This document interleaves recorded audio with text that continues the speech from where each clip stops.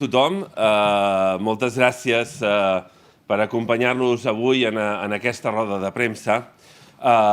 És una roda de premsa que es produeix en motiu d'una trobada especialment satisfactòria per moltes raons.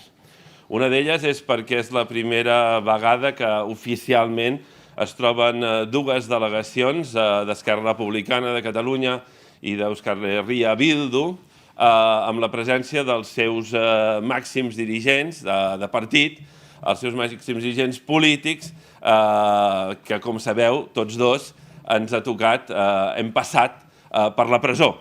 I és la primera vegada que tenim l'oportunitat de trobar-nos, oficialment deia, encapçalant les respectives delegacions de les nostres formacions polítiques per analitzar la situació actual, tant a nivell internacional com també en relació als nostres respectius països, als nostres respectius àmbits nacionals i en relació amb l'estat espanyol.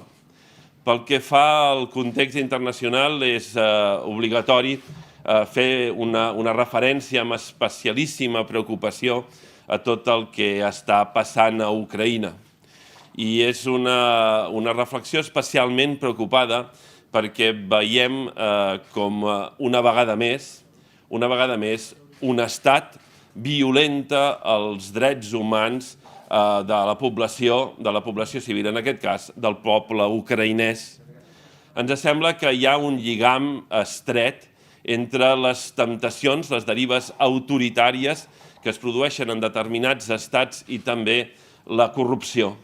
Ho veiem en molts països del món on autoritarisme i corrupció es donen la mà, van estretament lligades, indestriablement lligades. Ho veiem també en el cas d'algunes formacions polítiques en l'estat espanyol, on la corrupció i les derives autoritàries també apareixen constantment entrelligades les unes amb les altres.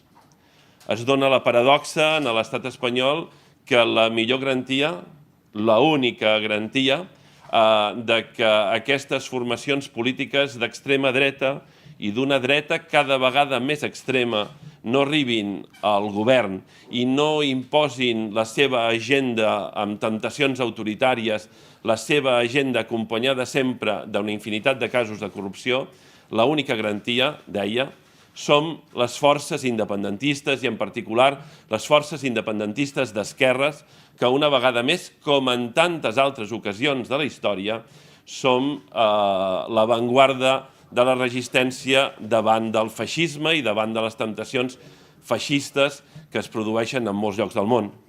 De fet, són les esquerres independentistes, les esquerres nacionals independentistes, les esquerres independentistes fortament vinculades a les seves respectives realitats nacionals, les que millor resisteixen la crisi de les esquerres que es produeix en d'altres estats, són les que millors resultats electorals obtenen, com es demostra en el cas de Catalunya, en el cas d'Euskal Herria, en el cas de Galícia, d'Irlanda, d'Escòcia, etc.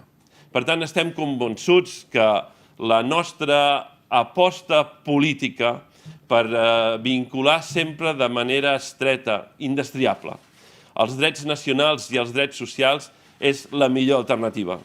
És la millor alternativa a Catalunya, és la millor alternativa a Euskal Herria i és la millor alternativa també a Europa. I també constatem i sabem, i ens agrada subratllar-ho, que la nostra aposta per la negociació política, com el millor instrument a l'hora de defensar els drets nacionals dels nostres respectius pobles. La millor alternativa, entre d'altres raons, perquè la comunitat internacional, allà on està disposada a acompanyar-nos, és en la defensa dels drets humans, dels drets fonamentals, en la defensa contra la repressió, en les polítiques antirepressives i també estan disposats a acompanyar-nos precisament en els processos negociadors. Per nosaltres, independentistes, convençuts com estem, sabent, sense cap dubte, que la independència dels nostres respectius països necessita del reconeixement de la comunitat internacional, estem convençuts que actuant en sintonia amb allò que la comunitat internacional ens demana aquí i a tot arreu, que és el compromís en la defensa dels drets humans, el compromís en les polítiques antirepressives, el compromís en la negociació com a eina política, com la millor eina política per defensar els nostres drets nacionals, refermem el nostre compromís amb aquest procés, amb aquest camí de negociació, que sempre volem el més obert i el més efectiu possible, perquè estem convençuts que és la millor manera d'acumular les forces democràtiques necessàries per poder transformar profundament una realitat que ens sembla clarament insuficient. Des d'aquest compromís, com sabeu, les dues formacions polítiques avui aquí presents en aquesta roda de premsa i que avui s'han reunit i que continuen reunides, ja tenen signat un acord polític de col·laboració, un acord polític que avui tornem a afirmar, que reafirmem i que aprofundim amb voluntat de present i sobretot amb voluntat de futur, com deia, a l'hora de garantir l'alliberament nacional dels nostres respectius pobles. Lamentem que en alguns casos una part de l'esquerra espanyola no vulgui aprofitar el nostre compromís en l'agenda democràtica i en l'agenda de transformació social, i en aquest sentit tornem a lamentar que bona part de l'esquerra espanyola hagi desaprofitat l'oportunitat de la reforma laboral per anar més enllà en la defensa dels drets dels treballadors, de la mateixa manera que lamentem que sovint en l'esquerra espanyola no sempre hi trobem, en alguns casos sí, no sempre hi trobem prou coratge democràtic, per exemple, a l'hora de superar la llei Mordaza o a l'hora de superar molta de la legislació imposada per la dreta espanyola en els anys en els que va governar. El nostre compromís, però, resta intacte a l'hora de treballar en tots aquests àmbits i acabo la meva primera intervenció agraint-vos novament la vostra presència i cedint la paraula a l'Arnaldo Otegi. Gràcies.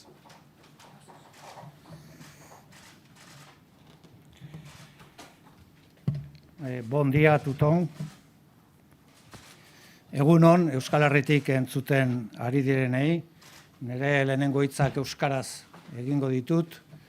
Gaur, ohore bat da guretzat nazio katalanean bere hiriburuan egotea. Besteak beste, Oriol Junqueras eta ni neu, buruan daukagun bi delegazioen bilkura bat egiten. Zentzu horretan, gaur goi mailako bilera bat egiten ari gara Bartzelonan, Esquerra Republicana eta Euskal Herria Bilduk, eta besteak beste nazioartean dagoen egoera, edo Estado Espainolean dagoen egoera, eta horrek ze motatako ondorioak dituen Euskal Herriarentzat eta Kataluniarentzat aztertzen ari gara eta elkar trukatzen ari gara gure iritziak. Zentzu horretan, laburbilduta euskaraz esango nuke, oso emankorra izan dela orain arte Esquerra Republicana de Kataluniak eta Euskal Herria Bildu daramaten, amankomunean daramaten bidea, gaur bide hori indartu egiten da, eta gaur bide horrek nolabait ere etorkizunari so egiten dio. Egungo egoeran dauden arazoi, baina baita ere etorkizunari begira Esquerra Republikanak eta Euskal Herria Bildu bide amankomun hori indartu egingo dute, hori ona delako ez gure sigla politikoentzat, baizik eta gure herriarentzat. Eta zentzu horretan hori da egingo duguna.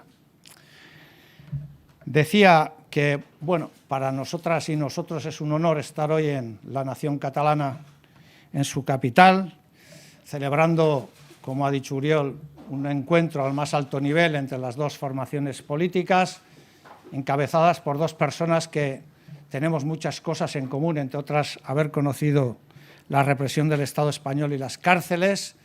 Estamos haciendo un encuentro al más alto nivel porque, como sabéis, mantenemos una relación estrecha y un acuerdo estratégico entre ambas formaciones, no por capricho, sino porque entendemos, por un lado, que formamos parte de esa izquierda que, además de restar y dividir, ha aprendido a sumar y a multiplicar, porque pensamos que Esquerra Republicana y Bildu juntos somos más fuertes y porque pensamos que tenemos aportaciones que hacer al bienestar de nuestros países, de nuestros pueblos y de nuestras naciones. Por tanto, este es un camino que hoy además hemos tenido la oportunidad de fortalecer y de profundizar con 2 delegaciones al más alto nivel de Esquerra Republicana y de Euskal Herria Bildu, presididas por Oriol Junqueras y por mí mismo.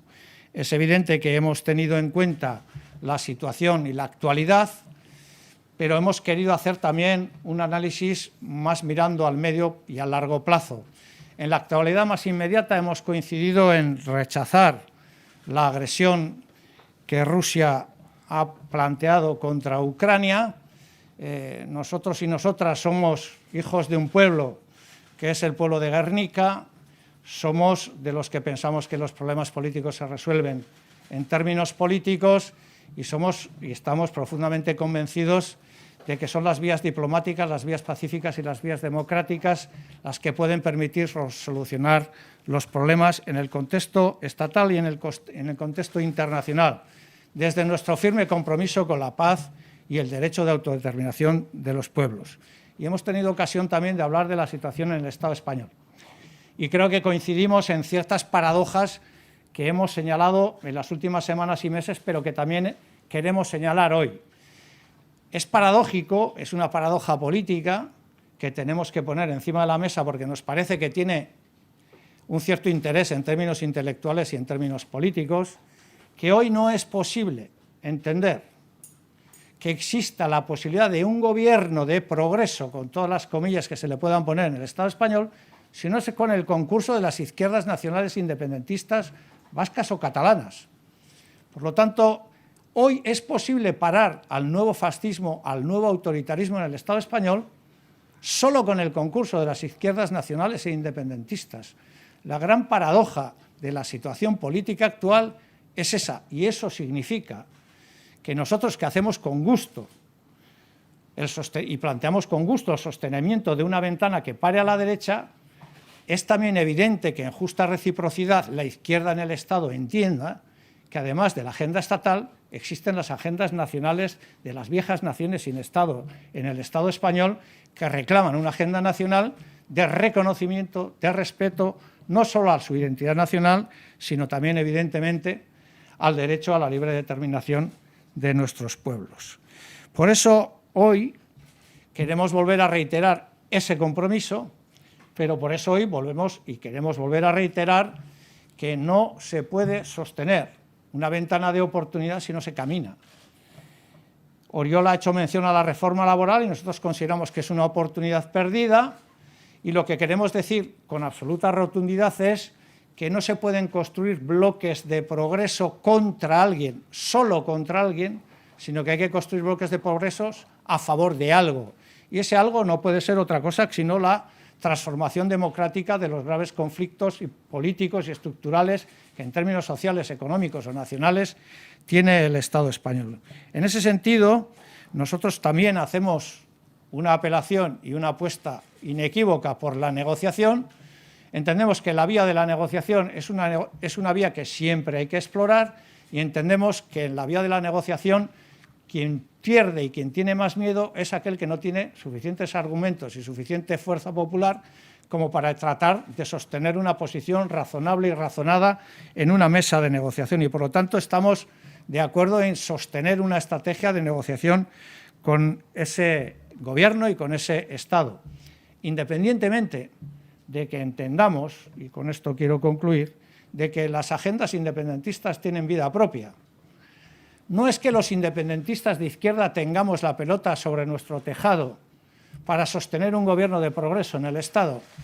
Es el gobierno en el Estado el que tiene la pelota sobre su tejado para demostrar que es capaz de hacer políticas alternativas y diferentes a las de la derecha en términos sociales, en términos económicos y en términos de resolución de los problemas nacionales que tiene ese Estado. Y en ese sentido, para concluir, lo que hoy hemos hecho Esquerra Republicana y Euskal Herria Bildu es reforzar nuestro acuerdo estratégico, hacer un balance de lo hecho hasta ahora, que es satisfactorio para ambas partes, y empezar a construir cuál va a ser nuestra colaboración y nuestro nivel de iniciativa política en los próximos 2 años y en el futuro. Nosotros y nosotras estamos comprometidos con el bienestar de nuestros pueblos y con el bienestar de las gentes de nuestros pueblos, de los ciudadanos y ciudadanas de nuestros pueblos, con nuestros derechos nacionales, y entendemos que, independientemente de la coyuntura histórica, nosotros y nosotras tenemos una obligación moral, política e histórica, y es servir a nuestros países y tratar de hacerlos mejores, con más libertad, con más igualdad y con más solidaridad. Y en ese camino estamos juntos, Esquerra Republicana i Euskal Herria Bildu. Bon dia. Ara passem al torn de preguntes. Sisplau, avui sou molts, intentarem que tots pugueu preguntar, però aneu fent un senyal i abans de la pregunta digueu a qui la dirigiu. Gràcies. Hola, què tal? De fet, una mica els dos, en tot cas, el president d'Esquerra, el senyor Junqueras, m'agradaria saber, tots dos han parlat de fet de la importància de la negociació i aquesta aposta que fan les dues formacions. A mi m'agradaria saber què passa o què es fa quan l'altra part no vol seure's a negociar, que de fet és el que està passant en aquests moments amb la taula de negociació. Què es pot fer, com se'ls pot forçar, i una mica també l'opinió en este caso del senyor Otegi sobre este tema. La negociació és bona en ella mateixa. La negociació és una via correcta des d'una perspectiva estratègica. De negociació n'hi haurà, n'hi acabarà havent-hi, encara que només fos pel repartiment dels actius i dels passius entre la nova República Catalana i el Regne d'Espanya. Per tant, de negociació n'hi acabarà havent. Com que de negociació n'hi acabarà havent segur, és bo explorar-ne sempre totes les possibilitats. Això em sembla que és evident en ell mateix. La negociació és una via correcta de resoldre els conflictes polítics. Al mateix temps, també és veritat que nosaltres no som responsables de l'actitud que en aquesta taula de negociació en concret té la contrapart. És evident que la contrapart pot intentar bloquejar, aturar, dilatar aquesta taula de negociació. Ho pot fer. I nosaltres no podem garantir que la contrapart actuï amb la mateixa sinceritat, amb la mateixa voluntat de resolució, amb la mateixa voluntat de resoldre els problemes que tenen plantejats els ciutadans i les ciutadanes del nostre país. Però, també és veritat que en la mesura que això resulti evident, tenim més possibilitats d'acumular les forces necessàries per ajudar i per forçar a que la contrapart negociï. En moltes ocasions he sentit en el Gabriel Rufián, per exemple, explicar que el PSOE no negocia, sino que se le obliga, democràticamente, a negociar. Escolti, nosaltres estem aquí per intentar de manera sincera el procés de negociació, perquè estem convençuts que com més sincers siguem, quanta més franquesa hi posem a l'hora de defensar aquest procés de negociació, més fàcil serà acumular les forces necessàries per fer-lo viable. De què depèn la viabilitat del procés de negociació? De la força democràtica que hi pugui posar la societat catalana. I és en això que treballem. I també depèn d'una altra qüestió, del suport que puguem rebre en termes internacionals per part de la comunitat internacional. I la comunitat internacional, quan es pronuncia sobre la qüestió catalana i sobre el conflicte polític que hi ha plantejat entre la societat catalana i l'estat espanyol, parla de negociació. Quan la comunitat internacional es pronuncia sobre el conflicte polític que hi ha plantejat entre la societat catalana i l'estat espanyol, defensa la idea de negociació.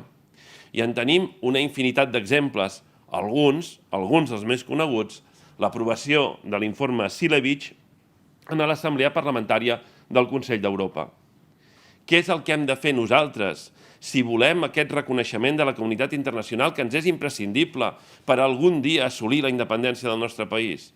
Doncs treballar tan en sintonia com sigui possible amb aquesta comunitat internacional. Quin sentit tindria que nosaltres renunciéssim a les oportunitats que es poden derivar d'un procés de negociació, si és això el que ens demana i ens aconsella la comunitat internacional que està disposada a acompanyar-nos i de la qual en necessitarem el reconeixement per ser un dia independents? A nosaltres no ens fa cap por defensar les nostres idees i els nostres objectius enlloc, i tampoc en una taula, ni en una taula de negociació, perquè estem tan convençuts de la fortalesa i de la bondat dels nostres arguments i dels objectius que defensem, que estem disposats a defensar-los sempre i a tot arreu. I insisteixo, de negociació n'hi acabarà havent, segur que sí, n'hi acabarà havent perquè això és el que ens demana la comunitat internacional i n'hi acabarà havent perquè estem convençuts que la societat catalana donarà prou força en aquells que la intentem de manera sincera com perquè a l'estat espanyol no li quedi altre remei democràtic que asseure's a negociar sincerament la resolució del conflicte polític que hi ha plantejat, com deia, entre la societat catalana i l'estat espanyol. Bueno, yo básicamente no voy a repetir lo que ha dicho Oriol. Yo sí haría una apreciación desde un punto de vista más personal y también en términos políticos, ¿no? Yo considero que la constitución de una mesa de diálogo político entre Cataluña y el Estado español ya de por sí es un avance en sí mismo, en la medida en que hay un Estado que reconoce que tiene un conflicto político, en este caso con Cataluña. Eso significa que hay un conflicto político que se debe resolver en términos democráticos. Y eso significa que probablemente la propia constitución de esa mesa abre a la parte catalana la posibilidad de entablar diálogos constructivos con la comunidad internacional, en la medida en que eres una parte reconocida en uno de los conflictos políticos. Ya de por sí eso me parece un serio avance. En segundo lugar, desde mi experiencia, cuando uno se sienta en una mesa de negociación, tiene todos los días, a todas horas y cada minuto, muchas razones para levantarse de esa mesa. Esto es así. Desde nuestra experiencia consideramos que quien se levanta de la mesa pierde. Que se levanta de la mesa pierde. Y quien no tiene interés en seguir en la mesa es aquel que no tiene una propuesta que hacer. Pero el que no tiene una propuesta que hacer tiene un problema derivado de esa actitud o de esa posición, y es: Cataluña ha hecho un proceso. Hay una mayoría independentista en el Parlamento de Cataluña. El pueblo de Cataluña quiere decidir, quiere tomar decisiones. Y, por lo tanto, ¿qué propuesta más democrática que darle la voz y la palabra al pueblo catalán? Uno puede sentarse enfrente y no decir nada, pero se le va a acabar el tiempo, se le va a agotar el tiempo. Entonces, yo estoy completamente de acuerdo con lo que ha dicho Oriol. Hace falta paciencia, hace falta perseverancia, hace falta estar ahí, hace falta seguir caminando, hace falta seguir fortaleciendo tu posición, tanto en tu país como en la comunidad internacional. Yo digo en alguna ocasión, igual me excedo en la reflexión en el Consejo, en esa mesa de negociación nosotros no estamos jugando, en el caso vasco, no estábamos jugando con el gobierno español, la partida. La juegas con tu país y con la comunidad internacional. Y quien se lleva su país por detrás y a la comunidad internacional por detrás es el que va a ganar. Y concluyo con una reflexión. Es posible que haya un bloqueo, es posible que no pongan propuestas, todo eso es posible. Pero también es muy posible que dentro de poco Escocia vuelva a votar dentro de la Unión Europea. Y eso hará más dificultoso para el gobierno español sostener una posición intransigente con respecto a esos temas. Por lo tanto, nosotros apoyaremos siempre la vía de la negociación política como vía más racional y más fructífera en términos políticos para resolver los problemas políticos. Sí, aquí és una pregunta també pels dos, o bueno, una doble pregunta en realitat. Per un cantó esteu apostant per la via de la negociació. En el cas de l'independentisme català hi ha dues forces de l'independentisme, una d'elles forma part del govern com és Junts per Catalunya, que no aposta per la taula de diàleg, si això fa que aquesta taula de diàleg tingui menys força per pressionar, com heu dit, a l'Estat. I per l'altra banda, heu fet referència a la política estatal, està molt marcada per la situació que està vivint ara mateix el PP. Creieu que aquesta situació de crisi interna al PP pot provocar que el PSOE refredi la taula de diàleg per intentar guanyar espai per aquell cantó i també un ascens de l'extrema dreta per l'altre? Contesto la primera pregunta, diguem-ne, i potser l'Arnaldo pot contestar més la segona, si us sembla. Respecte a la taula de negociació i el suport que rep per part del conjunt de l'independentisme. Deixa-m'ho respondre amb una pregunta.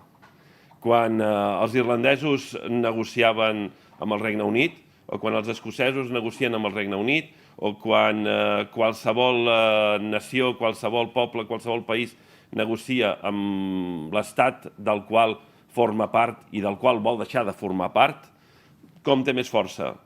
Doncs quants més millor. I és evident que nosaltres treballem per ser com més millor. Quants més siguem a defensar els drets nacionals i els drets socials de Catalunya i del conjunt de la població de Catalunya, millor, clar que sí. I per tant nosaltres sempre tenim la mà estesa i convidem a tothom a participar-hi i ajudar. Ho sabeu sobradament i m'ho heu sentit dir en cada una de les ocasions en què he tingut l'oportunitat d'adreçar-me als vostres mitjans. Per tant, quants més siguem, millor. Ara, de la mateixa manera que nosaltres no som responsables de que el govern espanyol tingui interès en dilatar o tingui poc interès en portar cap proposta, tampoc som responsables de que hi hagi una part de l'independentisme que, trencant amb el que havia dit habitualment, que era defensar el sit and talk, a l'asseieu-vos i parlar, ara que té l'oportunitat d'asseure's a parlar, decideix no parlar. Però, escolta, nosaltres no som responsables del que fan els altres. No. Ara, nosaltres tenim l'oportunitat d'explicar sempre quina és la nostra posició. I la nostra posició és que, com més siguem, millor. Com amb més claredat defensem les nostres posicions, millor. Com més ens entengui la societat catalana i la comunitat internacional, millor. I que al final, i gairebé al principi, la força que nosaltres tinguem en aquesta taula de negociació i la força que nosaltres tinguem en el procés d'alliberament nacional del nostre país dependrà fonamentalment del suport que tinguem dins de la nostra societat i de les complicitats que sapiguem teixir en la comunitat internacional. I això és el que fem. I ho fem amb orgull, i ho fem amb convenciment, i ho fem amb decisió, i ho fem amb sinceritat, i ho fem amb franquesa. Ja està. I ho seguirem fent en aquests termes, perquè estem segurs que aquesta és la millor estratègia, l'única estratègia que funciona en termes democràtics en el món occidental. I, malauradament, ara en tenim una prova terrible en el cas d'Ucraïna. I és la comunitat internacional què demana, què vol, què proposa, què faria Ucraïna encantada si en tingués l'oportunitat? Asseure's en una taula de negociació, oi? I quin és el problema de la taula de negociació? Que els ucraïnesos no s'hi volen asseure o que hi ha una agressió exterior per part d'un estat que vol imposar-se i que està condicionat per les seves temptacions autoritàries internes? Doncs en el nostre cas, 3/4 del mateix. Quina ha de ser la nostra voluntat? La defensa de la taula de negociació. I si l'estat espanyol no pot posar en aquesta taula cap alternativa, si no pot portar en aquesta taula cap proposta concreta, és evident que això és una mancança i un dèficit de l'estat espanyol i del govern de l'estat espanyol, que hauria de ser capaç de traslladar una proposta concreta en el conjunt de la societat catalana, però també hauria de ser capaç de traslladar aquesta proposta en el conjunt de la seva pròpia societat, perquè la demanda d'una solució al conflicte polític no només li arriba des de la societat catalana, també li arriba des de la comunitat internacional i també, en gran mesura, li arriba des d'una part significativa de la societat espanyola que estem convençuts que creu que els ciutadans de Catalunya i les ciutadanes de Catalunya tenen dret a decidir el seu futur també votant i que preferirien que el seu govern proposés alguna cosa en la taula de negociació. Per tant, escolta, nosaltres estem convençuts que cada vegada que nosaltres actuem amb aquesta sinceritat i franquesa, acumulem una mica més de força dintre la societat catalana, l'acumulem també respecte a la comunitat internacional i, si m'ho permeteu, jo estic segur que qui surt afeblit és qui no posa propostes en la taula i qui no treballa per la resolució d'aquest conflicte. La pregunta era la crisi del PP. Recorda'ns la segona part de la pregunta. No, era sobre las consecuencias que podía tener la crisis del PP dentro de tanto de un posible enfriamiento de la mesa de diálogo como un auge de la extrema derecha, por lo tanto. Sí, bueno, nosotros estamos tratando de compartir, en este caso con la sociedad catalana y con la sociedad vasca, un análisis que va más allá de lo que sería entender la crisis del PP como la crisis de un partido político. O sea, desde nuestro punto de vista, eso es lo que se ve. Nosotros tratamos de hacer entender a la gente, desde nuestra modesta opinión, cuáles son las razones fundamentales que llevan a una crisis como la que se está viviendo de liderazgo en el Partido Popular. Y desde nuestro punto de vista es más que evidente que lo que estamos asistiendo es, desde hace muchos años, a una crisis de régimen, de legitimidad democrática en el Estado español, de aquello que se llamó la transición democrática. ¿Y cuál es el debate de verdad que existe desde nuestro punto de vista en las élites en el Estado español? El debate de verdad es cómo se hace frente a esa crisis. Y ahí hay dos opciones, desde nuestro punto de vista. Hay una opción que es una opción autoritaria, que anima a la extrema derecha y que lo que busca es cerrar en falso esa crisis de régimen con más autoritarismo, con más mano dura, con más recorte de libertades, con ilegalizaciones de formaciones políticas, etcétera. Esta es la versión clásica que en la historia del Estado español se ha repetido en muchas ocasiones. Esta es una de las opciones. Y hay otra opción, que es la opción de tratar de volver a reeditar quizás los viejos pactos del bipartidismo en el Estado, los viejos pactos de régimen de hace 40 años y taponar la crisis de régimen desde ese punto de vista, cosa que desde nuestro punto de vista no va a funcionar ni en un caso ni en el otro.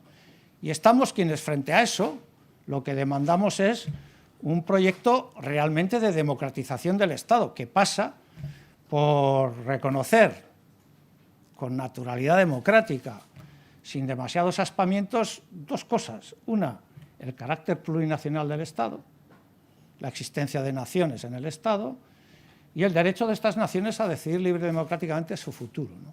Por lo tanto, yo creo que estamos frente a esa crisis.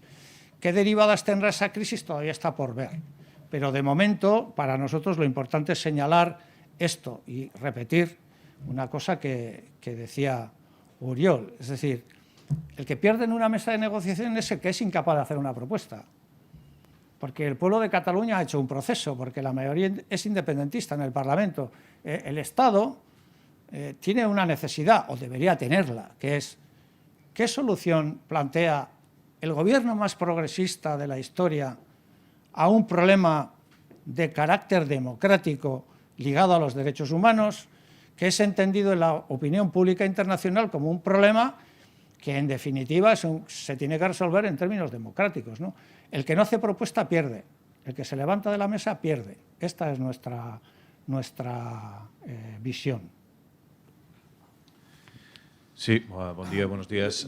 Permíteme respondo a una pregunta implícita, creo, y es, ahora que hablamos todos de Rusia y de un régimen autoritario y de un régimen corrupto, imagínese que yo le describo la siguiente situación. El líder de un partido político denuncia un posible caso de corrupción en su partido político y la resolución de esta denuncia es que el que denuncia la corrupción acaba cayendo y quien es acusada de una posible corrupción acaba reforzando su poder. ¿De qué partido y de qué país estoy hablando?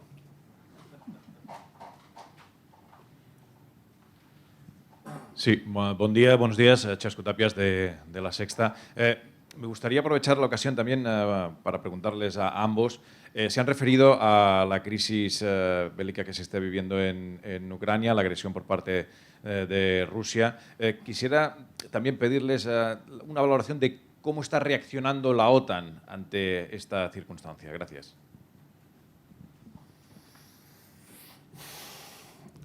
La situación de Ucrania es particularmente complicada por sus múltiples vínculos históricos con Rusia, porque es una nación que ha tenido unos vínculos muy estrechos y seguro que en muchos aspectos muy positivos con Rusia, pero que también ha sufrido históricamente niveles de represión y de autoritarismo muy altos por parte de Rusia. Ucrania no forma parte de la NATO y la NATO está comprometida, si no me equivoco, en su artículo 5 en defender conjuntamente a cualquiera de los Estados miembros de dicha organización. Precisamente, seguramente es por esta razón que los ucranianos, temiendo y conociendo la experiencia histórica, tenían interés, y tal vez siguen teniendo interés, si pueden expresarlo, de formar parte de la NATO. Entiendo que el objetivo de la comunidad internacional en su conjunto y de algunos de sus agentes políticos más significativos en Europa, sin duda la NATO lo es, o la Unión Europea lo es, el interés, decía, de estos agentes es mantener viva y abierta la posibilidad de una solución diplomática que mueva a Rusia y a su máximo dirigente a través de un paquete de sanciones que sea suficientemente contundente. Seguro que desde el punto de vista de muchos ucranianos que en estos momentos están sufriendo la agresión, estas medidas son vistas como insuficientes y con resultados tardíos. Probablemente, desde un punto de vista del largo plazo y de una solución estructural, puedan contribuir a encontrar una solución. Nos encontramos ante un conflicto que muy probablemente será de carácter estructural y de larga duración. Tanto en el caso de que Ucrania sea ocupada en su integridad por parte del ejército ruso, porque habrá una parte muy significativa de la sociedad ucraniana, una parte mayoritaria de la sociedad ucraniana que no aceptará de buen grado esta situación, y también si finalmente el ejército ruso optase por una retirada táctica de una parte de Ucrania en estos momentos, el conflicto continuaría siendo un conflicto estructural. Por esa razón hay que intentar encontrar una solución también de carácter estructural, de carácter estable y de larga duración. Y entiendo que es en este sentido que trabaja la comunidad internacional mayoritariamente.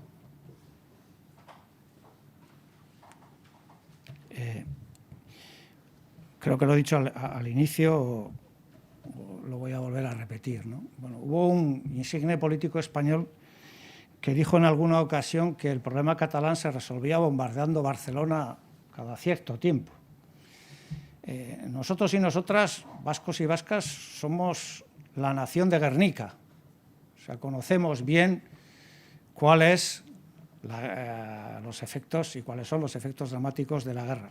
Pero formamos parte también de una nación que votó que no, abrumadora y rotundamente, a la integración del Estado español en la OTAN.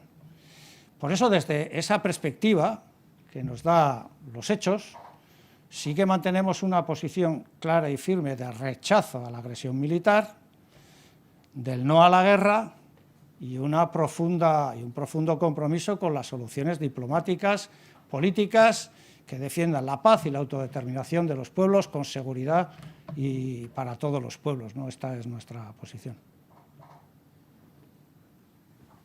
Sí, bon dia. Una pregunta pels dos i després en particular per Oriol Junqueras. La primera és si més enllà de no haver donat suport a la reforma laboral, que va acabar tirant-se endavant, si estan disposats a que el PSOE i Podem perdin votacions si no hi ha avanços en el procés de negociació i en particular en el cas català si no es reuneix la taula de diàleg i si no dona un resultat imminent. I la segona pregunta per Oriol Junqueras, concretament, el president en el seu discurs de Nadal va parlar d'alternatives a la taula de diàleg si no hi havia resultats. No sé si ens pot aclarir en quina alternativa estan pensant quan diuen que si no hi ha avanços doncs hi pot haver una altra via. Merci. Contestant a la primera pregunta, com vostès saben sobradament, perquè ho hem explicat en moltes ocasions, nosaltres votarem a favor de tot allò que sigui bo per la ciutadania catalana i votarem en contra de tot allò que sigui dolent per la ciutadania catalana. Per tant, estem disposats a votar a favor? Sí, sempre que sigui bo per a la ciutadania catalana. I estem disposats a votar en contra? Sí, sempre que allò que es proposi sigui dolent per a la ciutadania catalana. Per tant, clar que estem disposats a votar a favor i en contra de qualsevol opció en funció de quina sigui la proposta que es faci, clar que sí.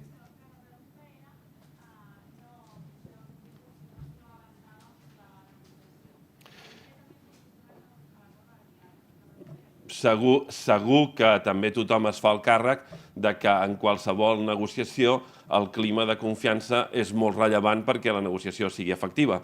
I, per tant, si hi ha motius per la confiança, és més fàcil arribar a acords, i si no hi ha motius per la confiança perquè la contrapart no els cultiva, doncs serà més difícil arribar a acords. Per tant, és evident que tot acaba estant entrelligat amb tot a la vida. Ara, això no vol dir que necessàriament que sempre hi hagi una relació de causalitat, una relació de causa i efecte concreta i immediata en cada un dels apartats i dels aspectes, etc. Però és evident que hi ha un context en el qual es pot treballar de manera més efectiva o no. Per tant, sí, tot està vinculat. I estem disposats a votar a favor o en contra, que entenc que és la pregunta. Sí, esclar, estem disposats a votar a favor o en contra, sí. I quina era la segona pregunta? L'alternativa. Com us podeu imaginar, seria molt poc elegant ara jo que em posi a interpretar o jo faci de segon comentarista del que hagi dit qualsevol dirigent polític i especialment si és el president del nostre país. Per tant, vostès tenen moltes ocasions de preguntar-li i segur que ell s'explicarà amb molta més precisió allò que vulgui explicar i no em pertoca a mi ara posar-me a opinar sobre aquesta qüestió, diguem-ne. Ara, jo crec que la nostra posició és una posició molt clara, que l'hem explicat en moltes ocasions i s'entén perfectament, diguem-ne, però qualsevol aclariment segur que ell estarà gustosíssim de compartir-los amb vostès.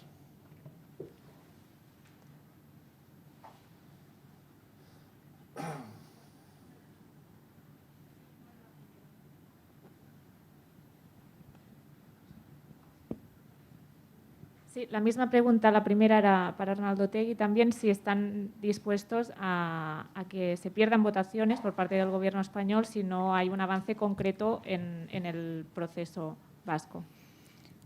Sí, evidentemente nosotros y nosotras solemos y tenemos a gala decir en muchas ocasiones cuando hablamos en nuestro país, en charlas, en conferencias con militantes o con el país en general, que Euskal Herria Bildu tiene muchas virtudes, también tenemos defectos, como no podía ser de otra manera, pero tiene alguna virtud.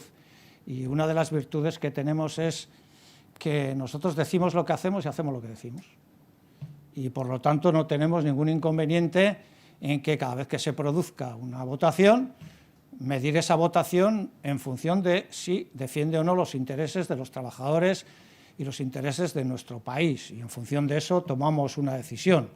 Es decir, que no nos sentimos, digamos, obligados a tener una posición u otra. Hemos votado que no a la reforma laboral porque entendemos que, entre otras cosas, se ha incumplido el programa electoral y se ha incumplido los acuerdos que se suscribió el PSOE y Podemos con Euskal Herria Bildu y hemos votado que no. Por lo tanto, tenemos plena libertad para eso. Por eso señalaba al principio que la pelota está en el tejado del supuestamente gobierno más progresista del Estado.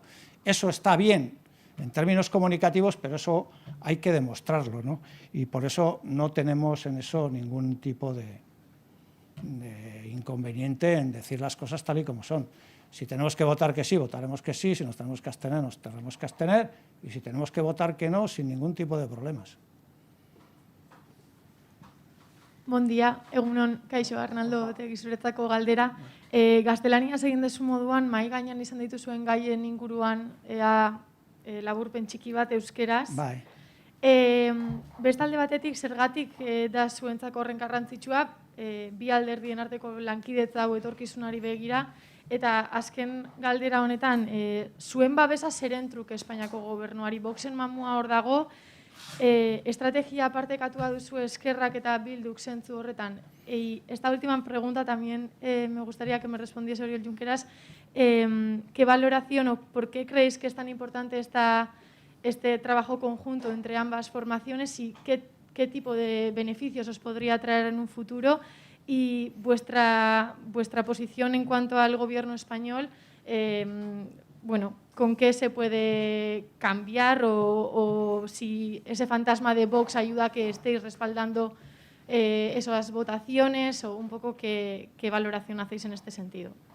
Bai, nik euskara zeingo dut, ez? Bai, ados. Bueno, bileraren laburpena da, gaur aukera izan dugula, Eskerra Republikana eta EH Bilduren artean, bilera bat egitera, gu buru izan gera bilera horretan, bi ejekutibako bilera horretan, bai Oriol Junqueras eta bai ni neu, eta zentzu batean, esan daiteke, egin dugula errepaso bat, nazioarteko egoeraren inguruan, Ukrainaren kasuan, eta baita ere Espainiar Estatuan gertatzen ari diren gertaeraen inguruan. Zentzu horretan, guretzat oso funtsezkoa da, berriz ere, bilera hau egitea, guk akordio estrategiko bat daukagu, bien artean, eta zergaiti da garrantzitsua da, alde batetik, ordezkatzen dugulako, zentzu batean, gure nazioen ezker nazional eta abertzale ero independentista, eta bigarrenik 18 diputatu ditugulako Espainiar Kongresuan. Hau da, ez dago gehiengo progresistarik Espainiar Estatuan gurekin kontatu gabe. Hori da garrantzia. Eta guk zentzu horretan ardura guztiarekin jokatzen ari gara. Egia da Vox eta ultraeskuindarren nolabaiteko mehatxua hor dagola. Eta guk argi eta garbi beti esan dugu, Euskal Herria Bildu bezala, gu antifascista garela, eta zentzu horretan guk fascistak eta autoritaria gelditzeko gauzak doain egiten ditugula. Baina zentzu horretan eta berean esaten dugu ere, guk investiduran seinalatu genituela zeintzu diren guretzako lehentasunak. Eta behitu, ze lehentasun radikalak ditugun. Gobernu horri eskatzen dioguna da legalidadea aplikatzea, eta bere programa elektorala aplikatzea. Hori da eskatzen dioguna. Eta zentzu horretan uste dugu hori dela egiten dugun exigentzia. Beste exigentzia batekin, eta da, gobernu horrek frogatu behar du, arazo nazionalei irtenbide demokratikoa emateko beste alternatiba bat duela. Oraindik ez du frogatu hori. Eta hori frogatu beharko du.